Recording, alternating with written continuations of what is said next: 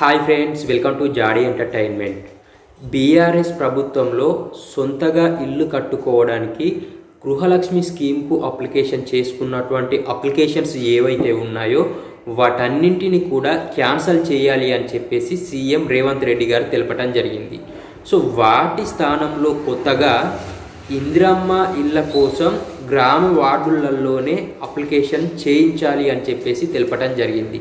So అంటే BRS ప్రభుత్వం అధికారంలో ఉన్నటువంటి ఇంటి స్థలాల కోసం అప్లికేషన్ చేసుకున్న అర్హులైనటువంటి వాళ్ళందరి అప్లికేషన్స్ కూడా రిజెక్ట్ కావడం అయితే జరుగుతుంది.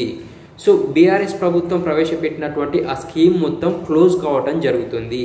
ఇప్పుడు కొత్తగా ఇందిరమ్మ ఇళ్ళ పేరుతోని గ్రామాలలోనే అప్లికేషన్స్ స్వీకరిస్తారు అని చెప్పేసి తెలపడం జరిగింది. సో ఫ్రెండ్స్, ఈ వీడియో మీకు పూర్తిగా అర్థమైందని నేను ఎక్స్పెక్ట్ చేస్తున్నాను.